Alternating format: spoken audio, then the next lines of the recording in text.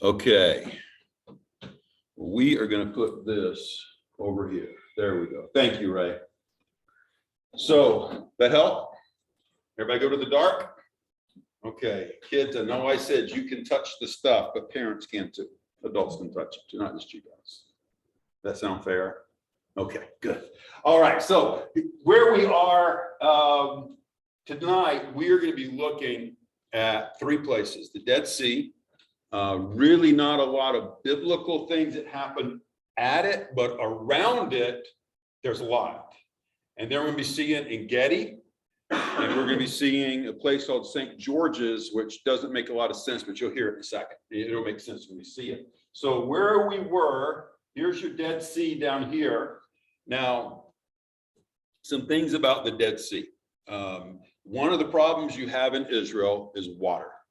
They need water and they need it bad. And it is a desert, and we'll see that. But I'll take you there. We were right in here at the Dead Sea. And actually, that's not the Dead Sea down here. This is the Dead Sea. And the Dead Sea is drying up. It's probably a third of the size. They've lost a third of the Dead Sea since the 60s.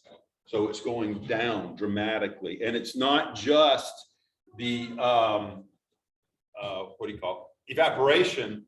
They're desalinating the water for drinking water because they're so short of water. And I had asked, why not, instead of taking it from here where it's, tourist and it's the Dead Sea, why not go over to the Mediterranean Sea and pull that in instead? And they've asked the same questions, but the Dead Sea is getting a lot of water pulled for drinking water. And so they're desalinating it. And so when you take the water out and you desalinate the water, you're increasing the salt content. And so you'll see that in a little bit later, how much that has affected it. But the Dead Sea is here. That northern tip of this southern part is where we were. And as you start back up here, you've got Masada, and then you've got Ein Gedi, and then we're going to come up here to between Jericho and Jerusalem is where St. George's is. Now, and you'll see why that's important. So this will give you a different view of that. So you just kind of see where we were and get an idea. There's Masada, there's where we were at the Dead Sea, Masada, Ein Gedi, and keep in mind that little block there, 5 miles. Now here's what I want you to keep in mind with that distance. You remember when David escaped, he was up at Bethlehem, Jerusalem, all in that area. He would escape from, not Jerusalem, at Bethlehem. He escaped from Saul. Saul was after him, and Saul went to, and we'll look at that one in a second, the strongholds of Ein Gedi, which is here. This is not that far. When you cut across these ranges, you're only looking at about 15, 20 miles. So it's, again, keep in mind, it's not like David went from here to the East Coast to escape and went hundreds of miles. He was within 20 miles. No. You'll see an example of that in just a second. So no, it was definitely not. So let's get I think this first one should be ready. Nope, it's not. It rebooted. Yeah, I would like to share something about what I have to say. This is just plain Yeah, I would like to share Okay, that is what the scene was like going across to the Dead Sea. That was the guide saying, I want to tell you something about Eunice. Eunice is the Muslim driver, and he would crack jokes at him all the time. So, but this is the area. This is what, and I like this picture because on the way out there, you can see all through these areas, these caves. They're everywhere. There's caves that people can hide in. This is the same general area, the Qumran caves. This is where they found the Dead Sea Scrolls. And they're just caves everywhere. But that you're asking about the terrain. You can see this is taking a picture from the road. This is zoomed in, but you've got a straight up and down mountain. These are extremely, it's rough terrain. That one is, we came back. We're not going to look at that tonight, but this is Masada. This is the cliff that the Romans would have had to try to go up, and they couldn't do it. Herod built this so that right here, I'm getting ahead of myself, but this was a neat place. this is, you see the terracing here? I'm doing it with a mouse and that's hard. The terracing where it goes down those 3 steps, that was his bedroom up here. This was another room. That was his temple. That was where his temple.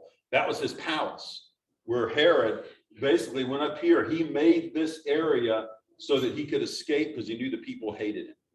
He had several of these all over the place. It's on the other side. You can't get up this way. You can't get up. So you can't get up from the north, the east, the south. You've got to go over and go to the west. And that's where they went and they built, and you can still see it. You can still see where they built that siege ramp, I guess you would call it.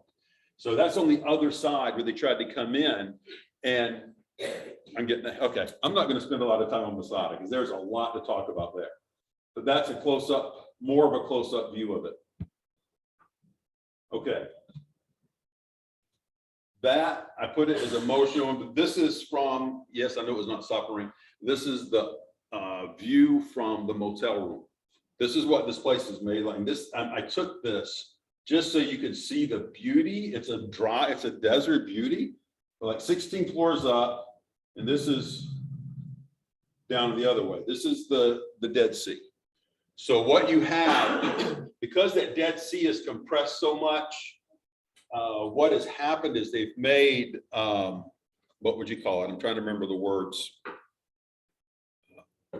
Like aqueducts. There's 5 different ponds that are not the Dead Sea. What they do, and I'll show you a picture of it later, they pump water up into this lake in order to have this area stay in business. As you drive up through the area where I said this is barren, as you drive through there and you look off to your left, you can see where old motels were.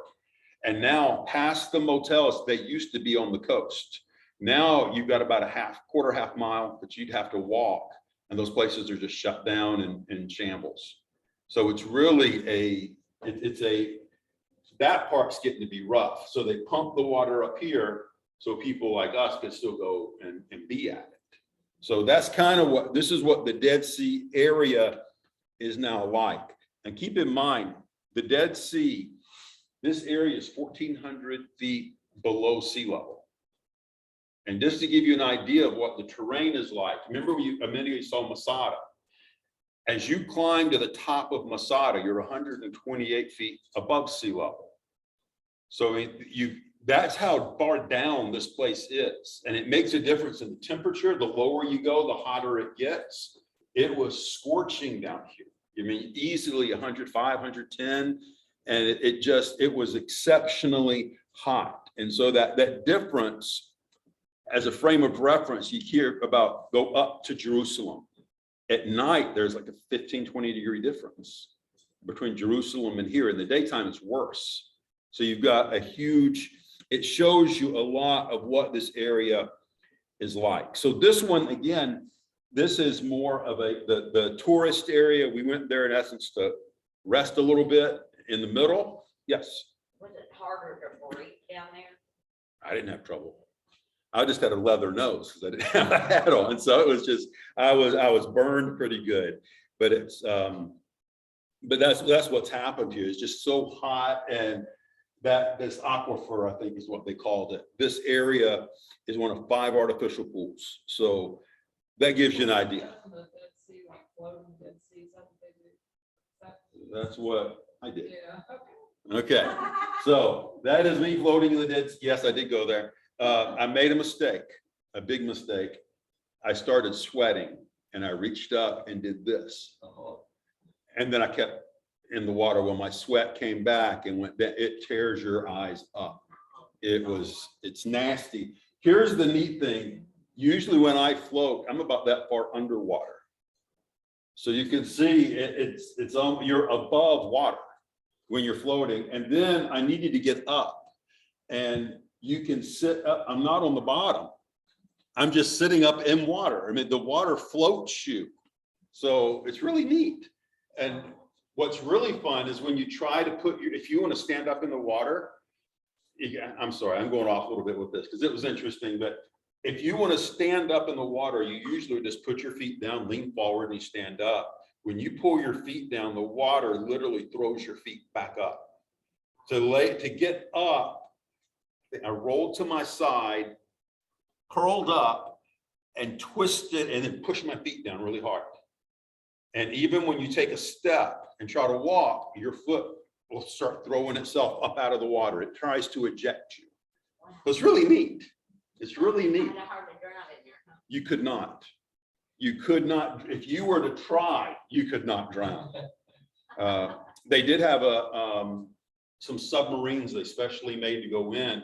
They had trouble getting the submarines to go down because it is so, what's the word, buoyancy? Is that the right word? But you just can't go under it. And the hardest part, and I want you to see this before you leave, here, these have got the salt crystals. This is what was all over. Instead of sand, you have this. And because I didn't have my bag, I didn't have my sandals. So I'm walking barefoot on these. And when you touch them, you'll see why it was painful.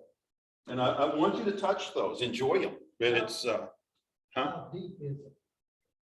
the deepest level was, I think, 160 feet. Where I was, you can see where it's shallow right there. Right. I walked out about that deep and I was going, ow, ow, ow. And one of the guys that was out here said, just lay down. And I'm thinking, it's only this deep. And they said, lay down. So I laid down and you don't touch, you float on the top. So that helped a lot. It helped a whole lot. But so that gives you, that answers your question about floating. So that gives you an idea of what it's like, but the area is beautiful.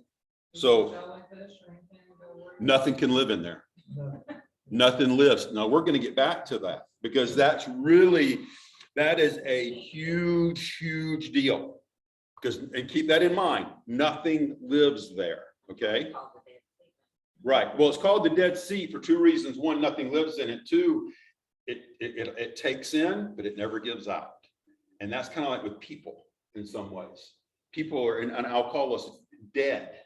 When all we can do is take in and we don't give out, you're dead. You're no good to anyone.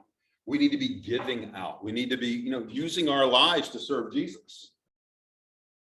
If some of my friends knew that I had pictures of them like this in my pictures, they would probably fuss at me. Okay, I put this one on here just so you could get an idea of what it looked like here. I went out and stood on this thing, and people, I got to tell you, that was a painful ordeal to do this picture for you. But can you see how hazy it is back here? Constant. And it's just, it's like having that oppressive haziness or whatever the right word is there. It was painful. And I just wanted you to be able to see some of this. That felt good to get off my feet a little bit. One of the pictures I don't think I did take here is what it's really like. I would find areas that were not messed up. There's trash everywhere. And I don't care what city in Israel you went to, people just threw their trash. It's dirty. It's kind of it's a city. But here, people from the city come out and you just got junk laying all over the coast. It's ugly in that sense. But this is just, I like this. They have these gardens. They can desalinate the water and they're smart. They'll take area that we would call gray water, just dirty water that you don't want to drink. They use that to water everything. Then they get the clean water to drink. They use their water wise, but it does have its pretty parts like this. So what's that tree? I have no idea. It was a pretty tree, so I took a picture. This is inside the hotel. They don't have banisters really, so if somebody has a bad wish, they could take care of their wishes. But this is inside. That's my roommate just taking the same picture down, so you can see how high up you are. But that's what it's like. These, I don't think I put one in here. These are those, remember I told you about the date palms? This is one of the date palms. And I meant to put a picture, matter of fact, Chris sent me one, where they have these trees literally in an orchard and they just go through and harvest them. Case in point, you remember in the scriptures, God told them, he told the children of Israel, I am going to give you a land that flows what? Milk and honey. Always had in my head, milk. Well, it'd be sheep, goat. They would have milk, but honey, I always thought of honey. Like I eat honey. It's date honey. This is the honey that they would have been referring to, not to bees. It was date honey. And so these are, I forgot the number. Israel sends out like 60% in that region of the date honey. So it's a massive business over there. And that's just the view that you have of the Dead Sea. It is a pretty place.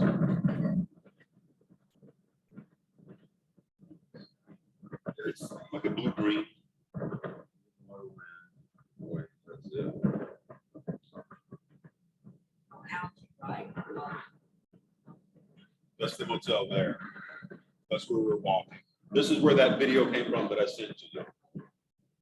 And that looks like snow. That's just salt. And that was my favorite.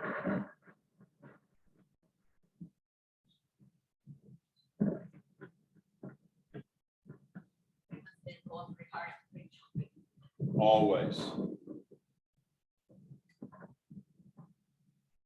Is it hot? The water? No, it's there. Yes. And you're trying to get sunrise. This is when we were down there in the morning.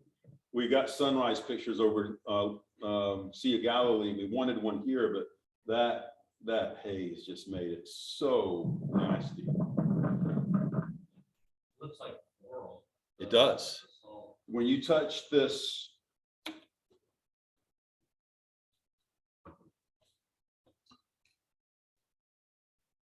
here, Dave, pass that around. Sort of like, you know, Huh? sort of like coral. Pass it around, everybody. You are gonna get it on you. So that you gotta live with a little. But that's what it is. And to find the white piece like that, that was a little bit harder because a lot of it was this brown color. I did put it in. That's what it looked like in a lot of places. That's just people's trash. And they would just throw it down and leave. It's just sad. But it was outside of that, it was very pretty. And that's about as much of a sunrise as you're gonna get. Okay, guys. Yeah. That was an early in the morning. Walk in what? Walk in the water, you mean? Oh, the current can get you, yeah. But you'll float. Yeah, it can get you. Whoa. Okay, I just did something wrong. Okay, that's where I was. No, you do not worry about any animals. Okay. So one of the dangerous things. Yeah, you can just put it up behind that thing. One of the things that gives people problems is this. You've had this water recede, and this all used to be underwater, all of it. And so what's happened is a lot of this ground is salt and minerals, and it's been building up. So now the water's pulled back, and you still have the flash floods that come off whenever, like snow melt or a heavy rain will hit those mountains, like at Masada that we saw a minute ago. When that water comes through, the water will rush through here, and it will find where those salt deposits were. It goes down into them, it dissolves them, and it makes sinkholes. So it's dangerous. They have signs up, don't walk across this place because there's sinkholes, you can go in. So it makes this a dangerous area. The water that's coming in can't make it to the Dead Sea to help fill it up. It gets caught in these sinkholes.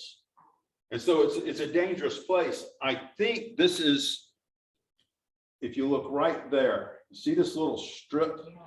I'm pretty sure, I don't remember if that's the place. Let me see, no, this is it. Right here, you can see it's like a canal. This is where they pump the water on up to the southern lake, southern aquifer, whatever they call it. But this gives you an idea of what it's like. This whole area has just receded. And so now it's an extremely barren place. Okay, we're going to stop this for just a minute. So that's the Dead Sea. Now we're going, if you remember the map, we're gonna go up just a few miles to Ein Gedi. What do we know about Ein Gedi? David was hiding a lot from Saul. Okay, David hid there from Saul. What else do we know? Let's read a verse, and this is not a verse you would think of with Ein Gedi. Somebody look up and read for me Ezekiel 47 and verse 10. Ezekiel 47:10. Let me know when you get there. While you're turning, I'll just say, while we were traveling, we didn't have far to go. We left Dead Sea, went up to Masada, and then up to Ein Gedi, which is very close. It was not long. When we got there, or on the way there, we had this conversation. What would you do if you got lost? What would you do if you got stranded here? You'd have to, you'd be looking for water. You got all this water off to your right. You can't drink it. So what do you do? And then we got to Ein Gedi, and that's going to be a big help. Yes, Pam. And it came, and it shall come to pass that the fishers shall stand upon it from En Gedi even unto Gediland. They shall be a place to spread forth nets. Their fish shall be according to their times as the fish of the great sea, exceedingly many. So where is that going to be? Okay. En Gedi. Ein Gedi up to, I forgot the name, Engleum. So that area is right here. He's saying in the millennium, there is going to be fresh water in this place again. There's going to be fishing happen here. The Dead Sea is going to be purified. It's going to be usable water. There will be fish, and they'll be fishing for it in this area. So God is going to purify this area. He is going to put water in it again. Now, that's an encouraging thing. This area here, right now, this is barren. It is totally barren. And back when we're looking at En Gedi, I'm going to stay on this picture for just a minute because I want you to see this, but back around 4000 BC-ish time frame, there's a temple in this area. So there's a lot of things that have happened here. If I can get somebody else to read 1 Samuel 23. 1 Samuel 23, verse 28, and you can just kind of start from there. 1 Samuel 23, 28. So Saul returned from pursuing after David and went against the Philistines. Therefore that place was called the Rock of Escape. And David went up from there and lived in the strongholds of En Gedi. Keep on going a little bit. Oh. When Saul returned from following the Philistines, he was told, behold, David is in the wilderness of En Gedi. Then Saul took 3,000 chosen men out of all Israel and went to seek David and his men in front of the wild goats rocks. And he came to the sheepfolds by the way where there was a cave, and Saul went in to relieve himself. Okay, we'll stop there for just a minute. Now, let me go ahead. I'm going to show you this so we can move over to the caves next because I want you to see this. Where is the passage? Psalm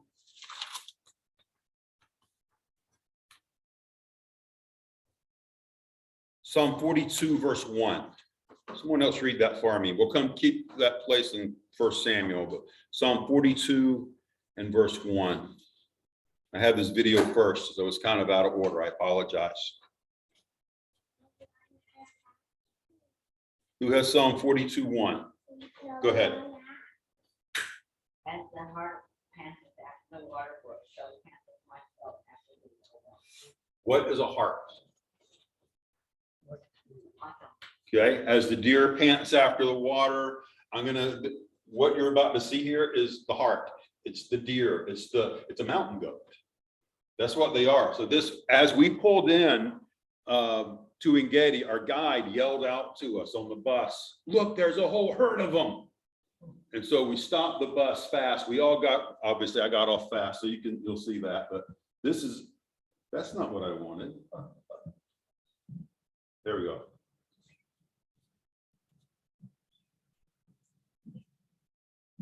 I was trying to catch them.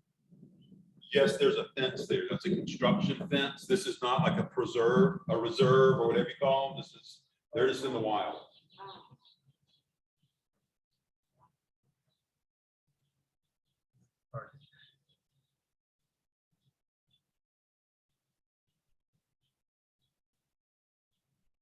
Yes, I got pictures of them doing fun things.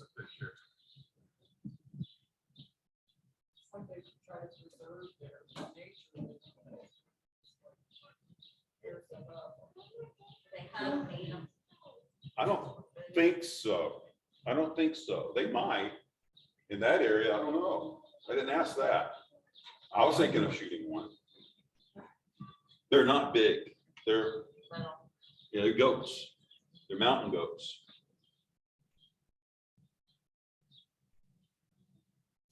So when you read as the heart pants, that's the heart.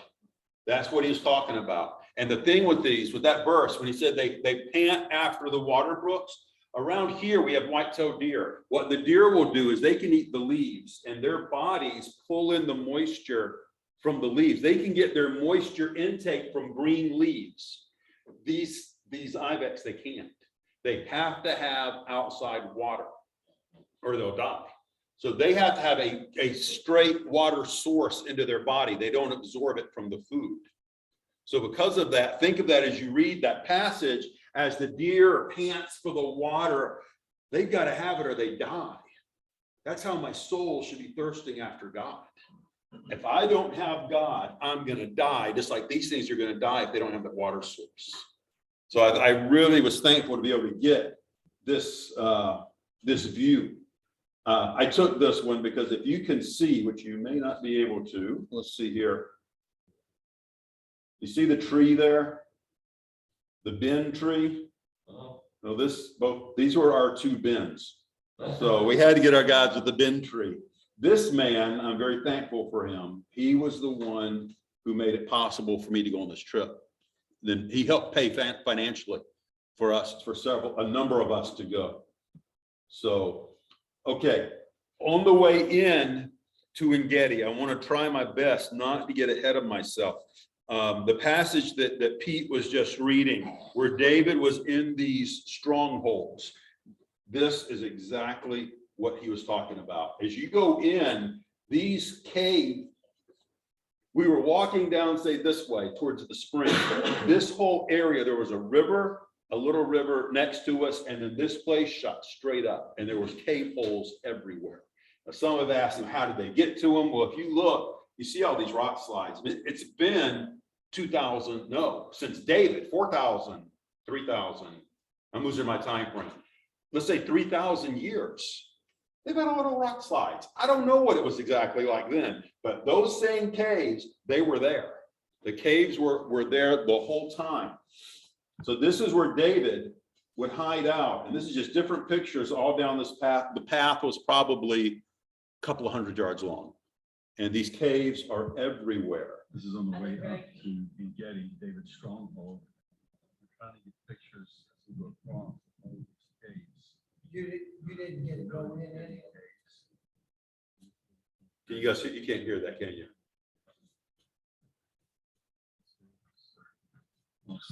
I'll turn that up a little bit and then play that again. I apologize. It's quiet.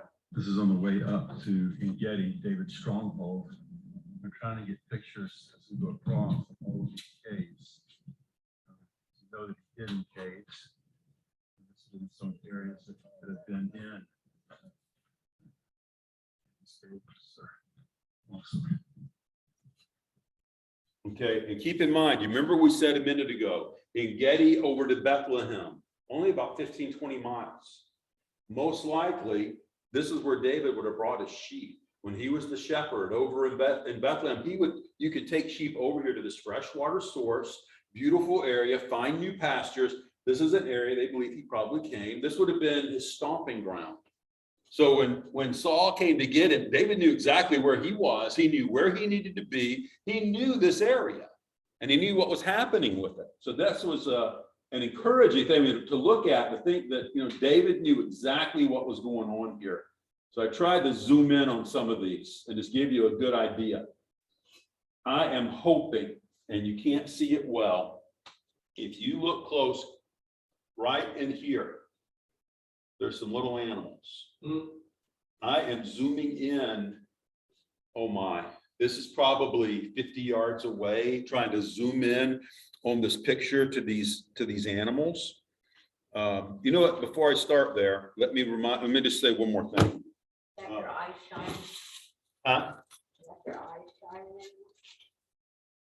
There's probably, and there are several animals in there. When we hear the passage that Pete just read, you remember it says David cut off the corner of Saul's robe, right? This would have been very similar to what Saul would have been wearing. And if you notice these, I'm not going to unfold all this because then I got to fold it back up. These tassels at the end, these are called the cadafs. And what these are a symbol, depending on what your position is, whether it's royalty, whether, you know, whatever you are, these cadafs, they change. I used to always have in my head that Saul was just wearing a robe and David went and he cut off a chunk of his robe. This is what he would have cut off. You remember in the Gospels where the lady said, if I could just touch the hem of his garment, this is it. It's not just the bottom of his pants. It's not the bottom of something. This is what they're referring to. This was symbolic in that culture, still is, of their position. So this is a very special thing to them. And when David came and he cut this thing off, this was Saul's sign of royalty. So David basically said, I reject you as king. I do not accept you as king. David was making a very bold statement as he cut this piece off of Saul's robe. And so, huh? How does he not know? There's different positions on that. And where the passage that Pete just read, many interpret that where the scriptures say Saul went in to cover his feet is the literal wording of it. Some say that meant he went in to go to the bathroom. Yeah, to relieve himself. Others have taught, which, and I'm not saying this, to me, it's very probable. They still do this. They take an afternoon siesta. Could have been he went in, took a nap. People who study the languages go both ways. And I'm going to argue either way. Okay, that's. Sharp cut it, right? Oh, he'd had a knife. He'd had a knife. And either way. I mean, he would cut it off. Oh, yeah. He would. Like it said, cut it off. Yeah, he just. And it's doable. The biggest thing is you think David is a trained warrior. And they had to be, stealthy. Is that the right word? You know, they had to be able to sneak. He was good at it. And David was a warrior. Pastor, like that. Yeah. When I was in the Mojave Desert, we did training. Okay. And there was guys, we were out, there was me and a couple other guys crawling in the nighttime. And there was guards coming around, they never knew we were there. It was real, we were just doing wartime training. It was real, them guys were dead out there, they wouldn't have knew we were there. They were me, Josh, right, we were walking. There's crawl, no crawl, whatever. And it would have been even in the dark. even worse in a cave. He's hiding in the cave. He never even knew the thing. So this is the picture we have there. He cut off the symbol of his royalty. So it's not just David saying, I could have killed you, bud. It's him saying, Saul, you're done. Your position is done. And David felt bad about this. He feels bad saying, you know, in that sense, raise my hand against God's anointed. He has made a statement. You're done. I've cut off your royalty. And he repented of that for rebelling in that way. Look up one more passage for me. Psalm 104:18. Psalm 104:18. I liked these things. Kind of wish I could have brought one home. Yeah, let's give somebody else a chance. That's good. Who has it? Psalm 104:18.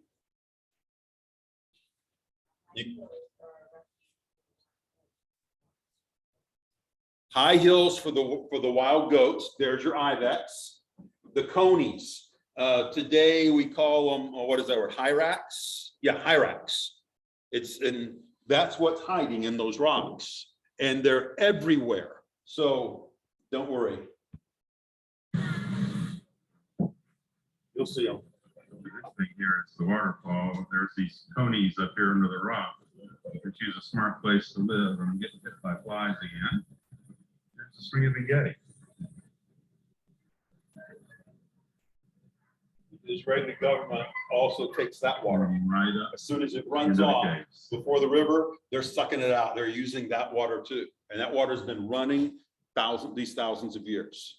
It's an underground spring.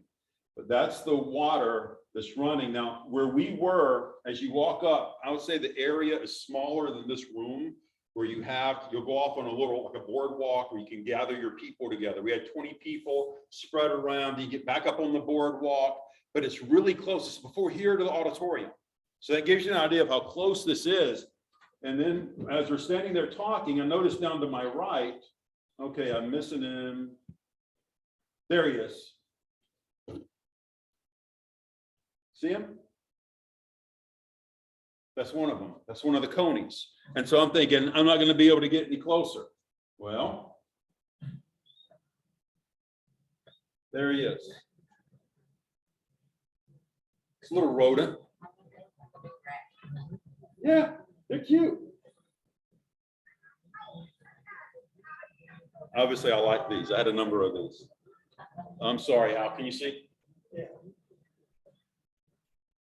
You'll have some more. What they about that song? They were about like this, like a big rabbit.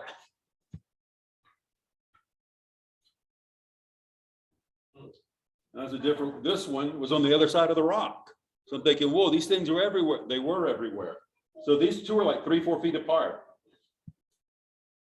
And that's how close, that's a regular screenshot, whatever, that's how close it was. And there was one, as I started to, I kept trying to do more and more video because I couldn't remember everything. I knew I was going to want to talk to it. So this is the spring of David in Gedi. One of your conies. Like to live in these rocks. This is what jumps at me. There you go. Oh, wow. This, when David talks about as the deer pants after the water, this is exactly what he's talking about. The other video I had of the ibex, most deer can get moisture just from the leaves. They don't really have to go for the water. For the ibex can't. They have to have this water source. So when he's talking about deer panting after water, that's the animal that he's talking about, and this is the place where he would have written a number of his songs using that analogy. And he's talking, we read about him being in the caves at Ein Gedi. A lot of, you can see where the rocks have come down, but a lot of these are covering, or some of the caves are still there. Any of these could have been some of the caves for King David. It didn't from Saul. This is a valuable place for us to see. Coming from this underground source. So that's coming from, like I said, underground. It just comes through the rocks. It just comes. So where it's coming from, I don't know, but it was good to see. That's where David would have gone and hung out and fed his sheep and wrote a lot of the Psalms here. And so that did help to be able to see that. One other thing that happened here that I wanted to show you, that one of the things I wanted to see really, really bad is a thorn. I wanted to, because the thorns that we talk about going into Jesus' head, these were not like the thorns out the side where I scratch my legs when mowing. These were thorns, and I want you kids to be able to touch these things, okay? And the thorns up here. So I want you to be able to see the size of this thing. That proves I'm there. So I am there. And you can tell when it was. What color is the shirt? Red. It's red. It was either red or orange for about the first week. And then once I got to Ein Gedi, no, Dead Sea, a guy got sick of red and he said, here, he threw a spare green t-shirt to me. So I had a green t-shirt that was soaked with mineral water. So it was gross. So I put back on my red that was dirty and we went here. So that tells you about what time frame it was. And I guess you can tell from the facial hair too, how late it was. So that is Ein Gedi. That is the thorn. I was going with a friend, Steve, up to get another picture. He was looking for something specific. And as we walked up this little path, I felt something scratch my arm up. And I stopped and looked, and this is what I found. And that's what I wanted so bad to see. And it's up here. That one that my finger's measuring, I tore off and I brought with me. So I don't know how long it'll go before it rots, but so enjoy it while you can. But this, you'll see the sign up here. That's it. Here you go, David. This is an idea of what would have been put in a crown and shoved onto Jesus' head. And if you look close at the tip, you'll see a little bit of a discoloration. Those things have poison kind of stuff on the tip that when it injects, it lets go of some of that and it causes pain. So you can just imagine something like this going into Jesus' temple and hitting his brain and sending these messages to your body to hurt. And I wanted one of those really, really bad.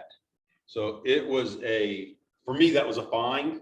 And I was happy to get this. For me, that was very telling to see the suffering that our Lord went through for us.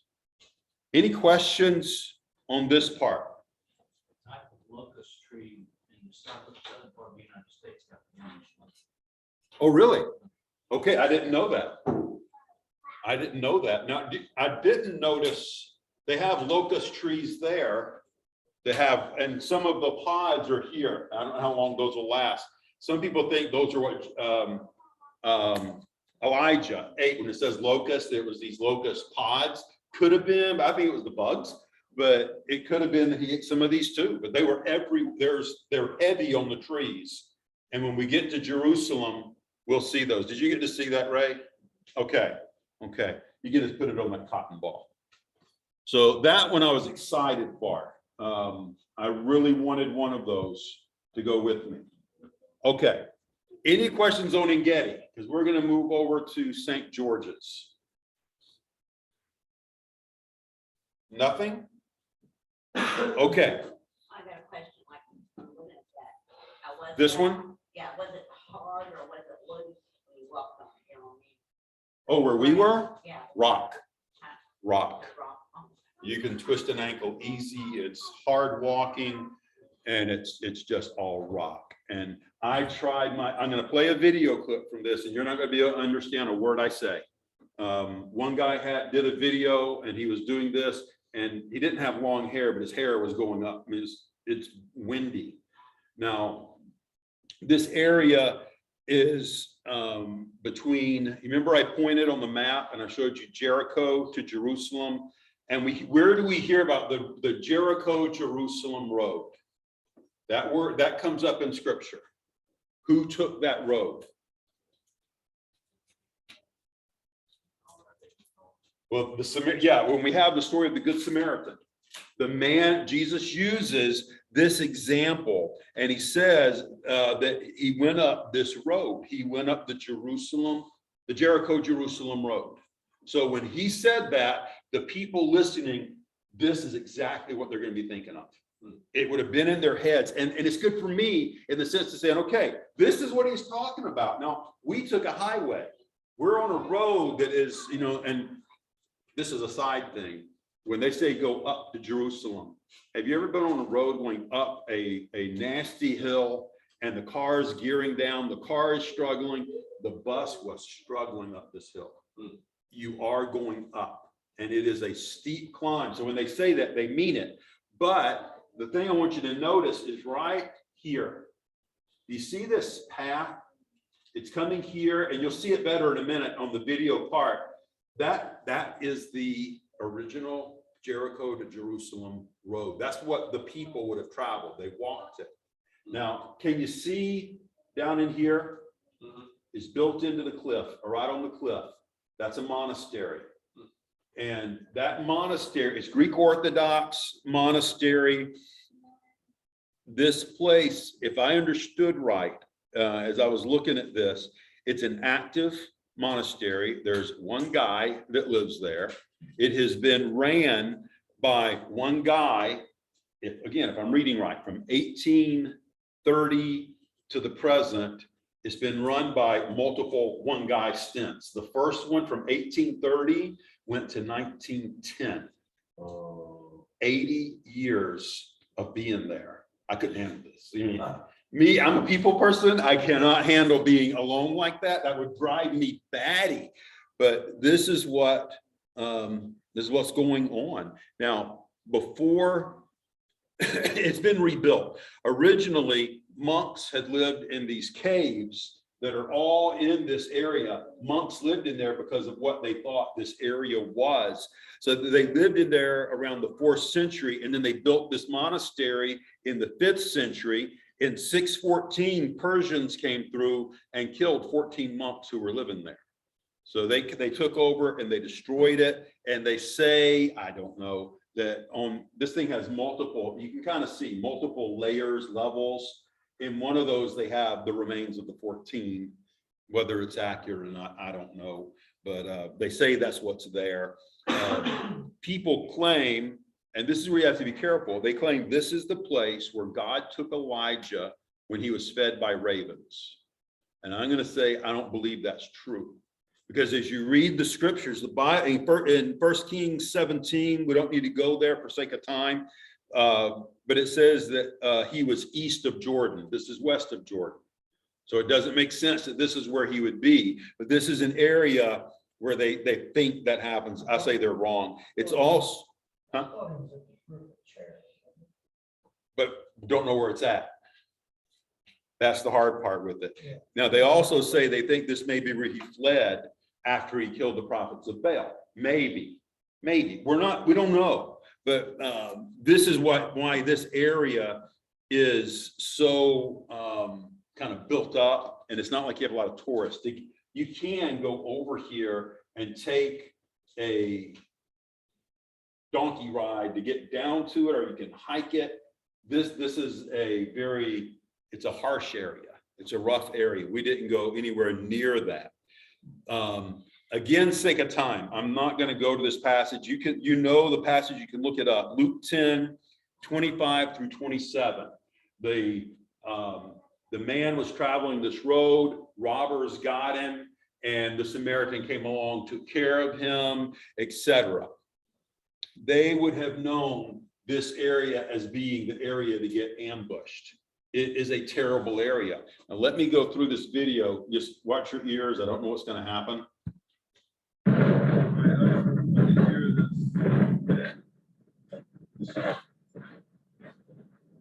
I'm saying this is the monastery. I'm talking about this area. There's this road. See it? Where David read many of his songs. This was when Psalm 23 was written. I'll cover that.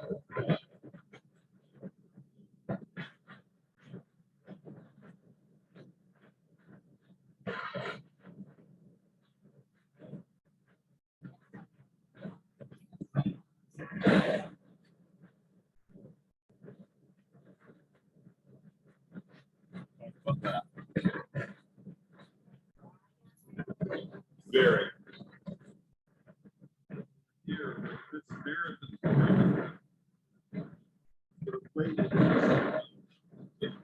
Tried to wait in any of these foes, they could get people crazy. There's no place to go. I mean, look at it. It's ugly. It's barren. But one of the things I mentioned is right in there. I think that's where, yeah, I ended in a bad place. Let me see what happens over here. No, that's the last picture. Okay. You remember in Psalm 23, I have quoted this passage so many times, and I never thought of it in this sense.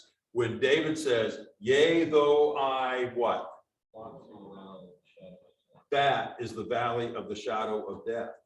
It's a place. I've always thought of it as, oh, even if I'm gonna die, even if things are really hard, even if I'm on the edge of death, yes, that applies. Okay, I'm not saying it doesn't apply, but he's not talking about that. He is talking about that. That is the place, and they all knew this place. So this area is called the Valley of the Shadow of Death because sun never reaches the bottom. It never touches it. It never lights up. It's always dark.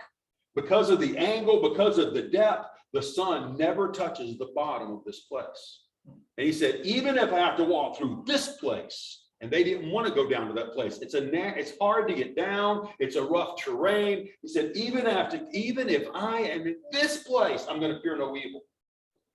So David was not talking about just, hypotheticals. He's saying, I'm not going to fear even if I'm in this nasty place where the sun never shines.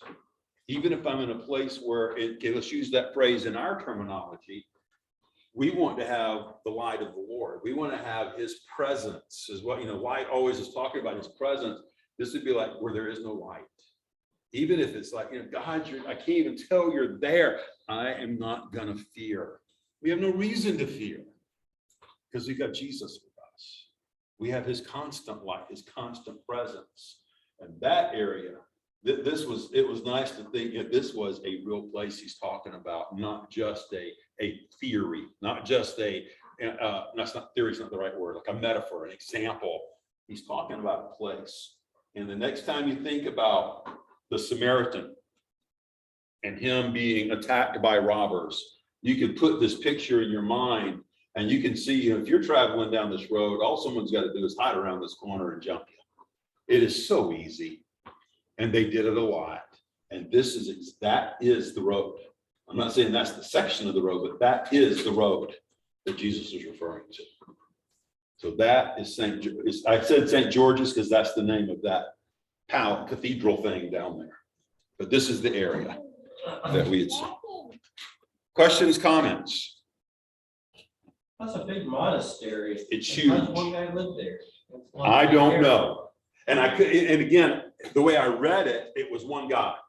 Maybe they meant one guy's over it and he had a bunch of people with him. That I don't know. But it only lists one guy at a time. And again, I couldn't do that. How far to any kind of city? Oh my, Jericho is the closest and we had been driving half hour.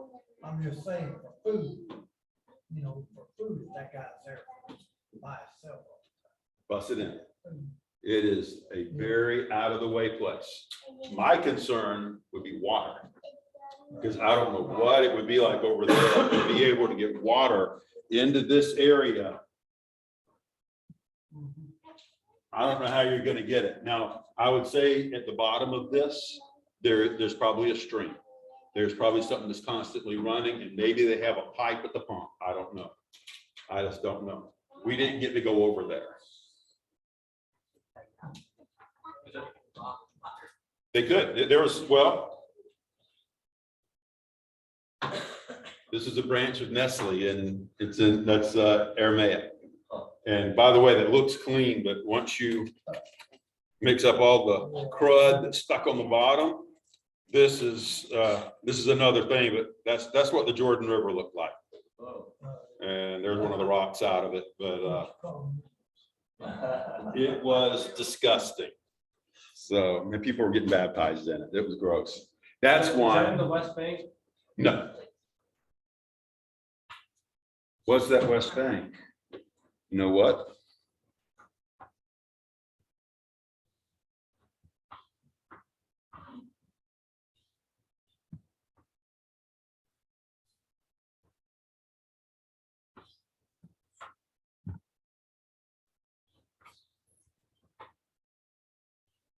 Yes. Okay. It would have been, I keep wanting to point, this is better. Jericho to Jerusalem here. Notice Jerusalem is right there at the edge of the wall. It would have been back around right in there. Huh. And that next picture, I think you can't see the bank, the wall, I mean. Come on, where are you? There you Yeah, go. I see though. I see, yeah. So it's up Jericho than it is to Jerusalem. right there, yeah. So yes, that was in the West Bank. I lost track of where I was with that. Did you need like a special passport to get to the West Bank? No. We were American tourists. We had to go through all the checkpoints, and if there's anything weird. And one of the things we commented on was, as we left Bethlehem and headed out at one point, out of the West Bank, we were commenting, and people, when they try to leave the West Bank, they'll get shot. You're locked into that. You can't get out without a work pass or special permission, and they will kill you for it. And that's where Trump went over. He said, walls work. That's what he was looking at, because the wall did work. And it's a very dangerous place. But they let us in and out. We were commenting how all we got to do is put somebody on the bus under a seat. They're out of here. They're into Jerusalem without even thinking. I don't know what IDF would do in Jerusalem once they got in there. I don't know how that would work for them. But that gives you but yes, it was in the West Bank. And even within the West Bank, you've got areas that are, I'm probably going to mess this up a little bit, Palestinian owned, Israel forces defending. You have other areas, Israel owned, Palestinian forces defending. You've got areas where it's a mix. They've got different ways they govern inside that West Bank, and it's complicated. So you've got all your enemies living together trying to make things happen, and they've got them all walled in. Were you able to see anywhere near where the, the Israeli representatives or any of that? No, if I did, I don't know where it would have been. So they didn't point any of that out. They did tell us at one point where we were at a guard, the place where it wasn't the 6-Day War. It was another one of the skirmishes. It was the big one that happened where Israel took it over. Then I think it was Syria took it back over. Then Israel came back in and took it over. And it was all at this one place. And there's a UN base there. And all the guide said was, don't turn your cameras towards that base. They don't like their pictures being taken. Don't take pictures there. And so I was very obedient in this. I did that a couple of times on different places, but they don't want their pictures taken. And so, yeah, it was very tenuous with that. Yes. Well, I heard that Damascus has been bombed twice, like in the last week. That means something. They said that they're not even using the Damascus airport. Like as far as prophecy, does that mean? Was that stuff that's happening? I would say, and this is my take, I think we take current day events and kind of try to force things into prophecy. Paul really believed that the end times were happening when he was there. Things were set up. There was not, it's ready. It's been ready since Paul was walking. And so is it more ready now? Is 2,000 years more ready? And there's a lot more happening. Yes, it is. But I would say don't get as, some will try to get very hyper over things are happening. That means it's now. Well, it means things are happening, but it's not. Here's the comforting thing for me. When Jesus comes back, before all of that mess we read about is fulfilled, if we're believers, we're gone. So I'm not worried about it. Is it going to get closer and closer and get worse and worse? Yes. And seeing stuff like this happening over here and around the world is a good sign for us that, yeah, it's getting closer, and it should cause us to just get more serious. Anyone else? I hope this has been profitable. I like seeing, for me, the pictures are worth 1,000 words, and being able to see it and experience it, it did bring it to life. It was good. Anyone else before we close? Okay, well, let's close in a word of prayer and we'll be dismissed.